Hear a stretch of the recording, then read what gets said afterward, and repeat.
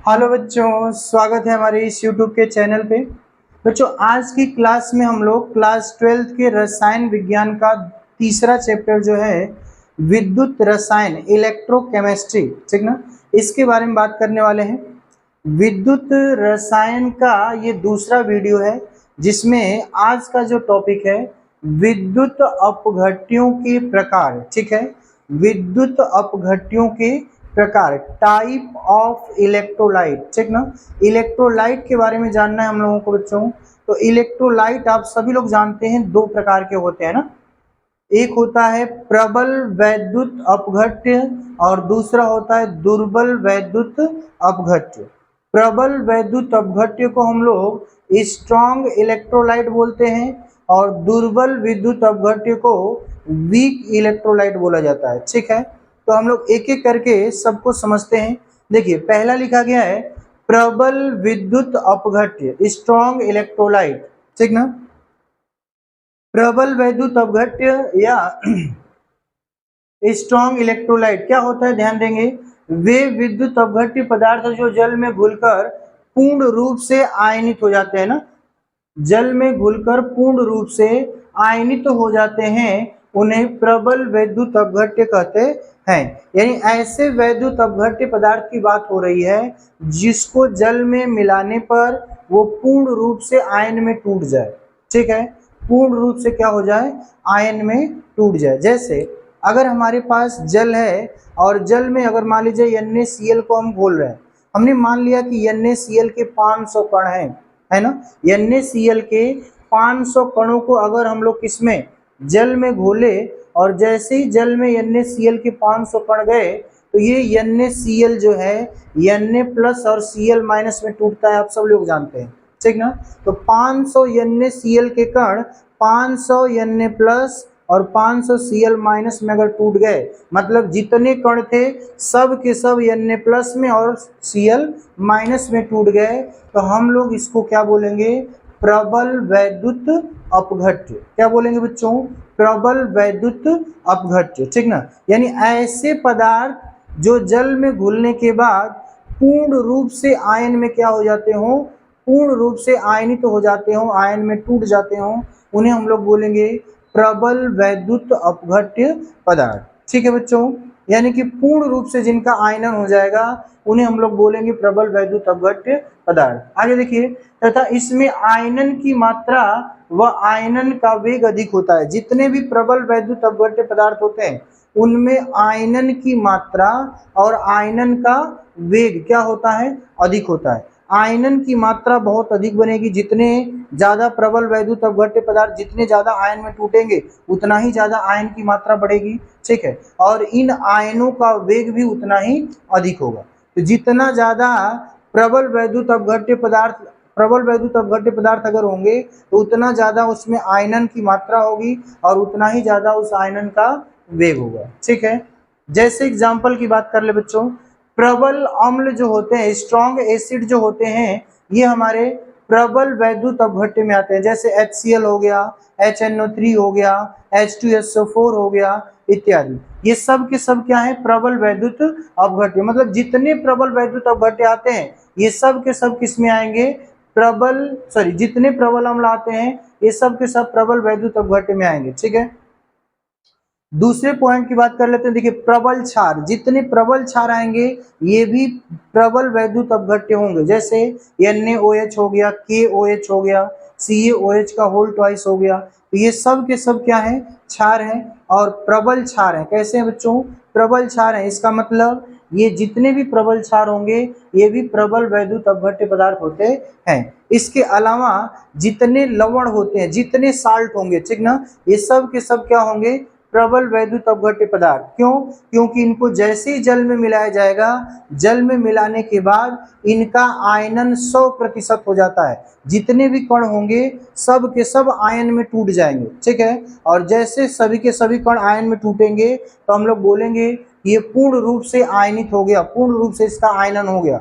और जिसका पूर्ण रूप से आयनन होगा उस पदार्थ को हम लोग बोलेंगे प्रबल वैद्युत अपघट्य पदार्थ, ठीक है बच्चों। हम लोग बात करते हैं दुर्बल वैद्युत अपघट्य, ठीक ना। दुर्बल वैद्युत अपघट्य को हम लोग बोलते हैं वीक इलेक्ट्रोलाइट। क्या बोला जाता है? Weak electrolyte. ध्यान देंगे, वे विद्युत अपघट्य पदार्थ जो जल में घुलकर आंशिक रूप से, ठीक ना, वे वैद्युत अपघट्य पदार्थ जो जल में घुलकर आंशिक रूप से का मतलब क्या होता है कि बहुत कम मात्रा में, आंशिक रूप से मतलब क्या हुआ, बहुत कम मात्रा में आयनित होते हैं, ठीक ना। बहुत कम मात्रा में अगर आयनित होंगे तो ऐसे वैद्युत अपघट्य पदार्थ को क्या कहेंगे बच्चों?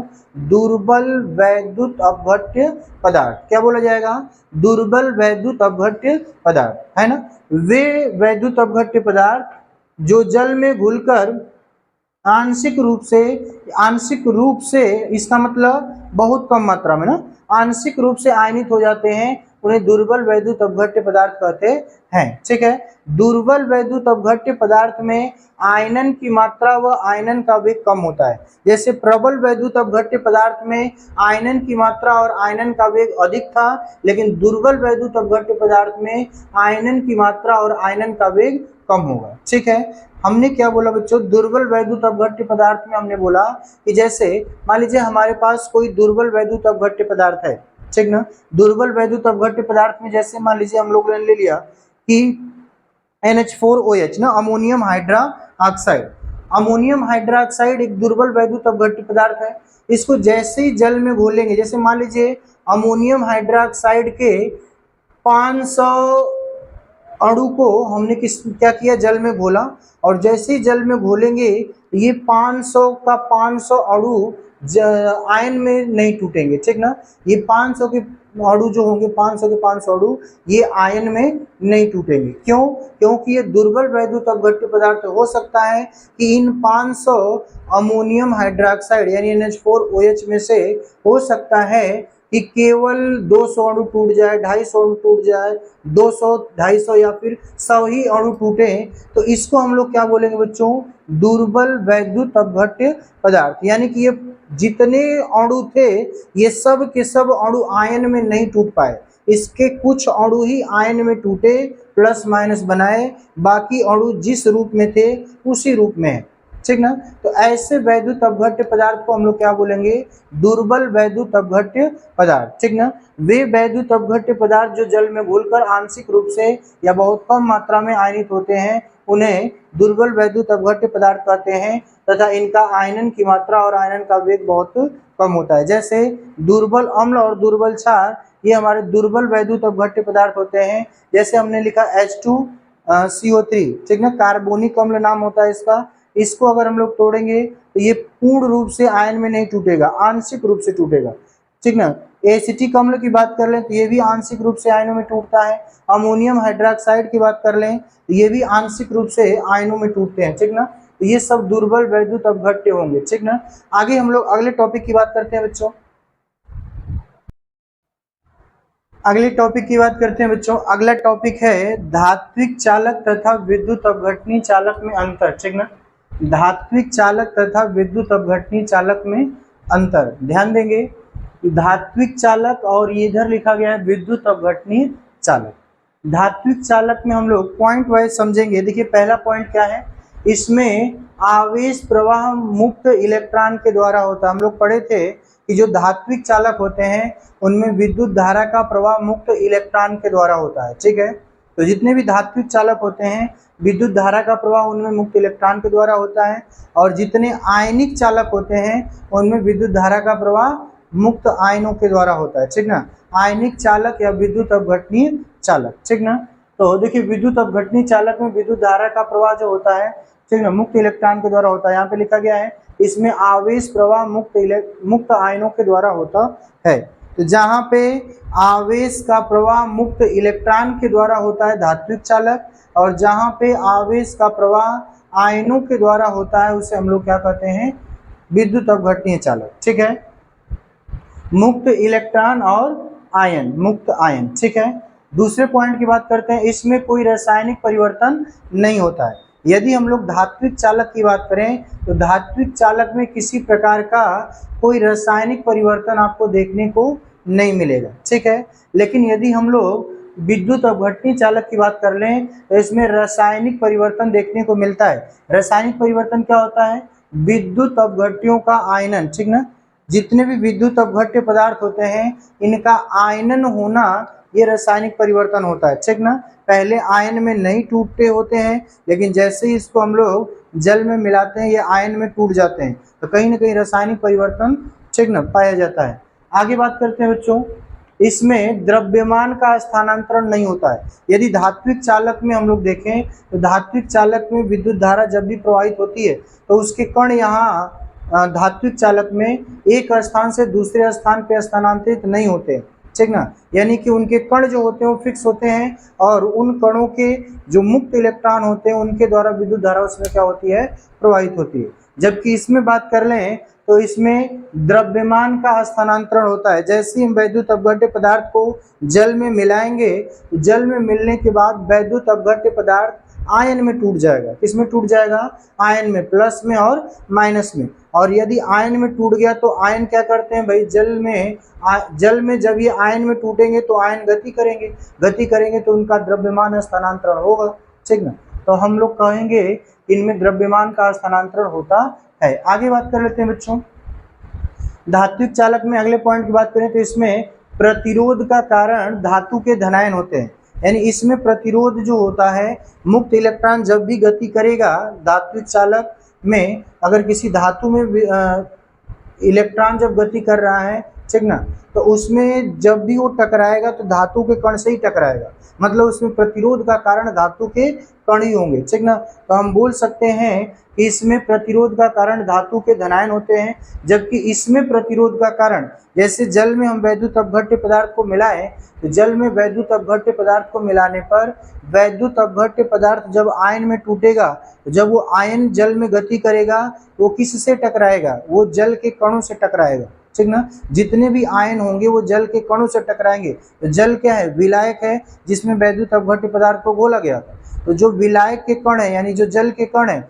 ये आयनों के गति में रुकावट पैदा करेंगे, मतलब प्रतिरोध उत्पन्न करेंगे। तो हम लोग कह सकते हैं इसमें प्रतिरोध का कारण विलायक के कण होते हैं, इसमें प्रतिरोध का कारण धातु के धनायन होते हैं और इसमें प्रतिरोध का कारण विलायक के कण होते हैं। आगे पॉइंट की बात करते हैं बच्चों, धात्विक चालक में अगला पॉइंट है, इसमें चालकता अधिक होती है, ठीक ना। धात्विक चालक की अगर चालकता की बात करें तो इसकी चालकता अधिक होगी, ठीक है। और यहाँ पे अगर हम लोग बात करें विद्युत अपघटनी चालक में तो इसमें चालकता धातु से कम होगी, ठीक ना। विद्युत अपघटनी चालक में जो चालकता होगी धातुओं की चालकता से कम होगी, धातुओं में चालकता अधिक, विद्युत अपघटनी चालक में चालकता कम होगी, ठीक है। आगे बात करते हैं, इसमें ताप बढ़ाने पर प्रतिरोध का मान अधिक हो जाता है। जैसे ही धात्विक चालक में अगर आप ताप बढ़ाएंगे तो ताप बढ़ाने से धातु के कण जो होंगे वो क्या करने लगते हैं भाई, गति करने लगते हैं। और जब बहुत तेजी से अगर वो गति करेंगे तो इलेक्ट्रॉन जब भी आएगा तो इलेक्ट्रॉन को निकलने का रास्ता नहीं मिलेगा, ठीक है। यानी इलेक्ट्रॉन जो होगा बहुत तेजी से वो क्या करेगा, धातु के कणों से टकराएगा, बहुत उसकी गति में रुकावट पैदा होगी, ठीक ना। तो हम कह सकते हैं कि जितना ज़्यादा ताप बढ़ाएंगे, ठीक ना, प्रतिरोध का मान भी क्या हो जाएगा, बढ़ जाएगा। ताप बढ़ाने पर धात्विक चालक में प्रतिरोध का मान बढ़ जाएगा। लेकिन अगर हम लोग इसकी बात करें तो इसमें ताप बढ़ाने पर प्रतिरोध का मान कम हो जाएगा। जैसे ही ताप बढ़ाएंगे तो प्रतिरोध यहाँ पे कम हो जाएगा, ठीक ना। विद्युत अपघटनी चालक में ताप बढ़ाने पर आयनों की गति बढ़ जाती है और आयनों की गति जितनी ज़्यादा अधिक होगी उतनी ज़्यादा इनकी चालकता होगी, मतलब प्रतिरोध का मान कम होगा।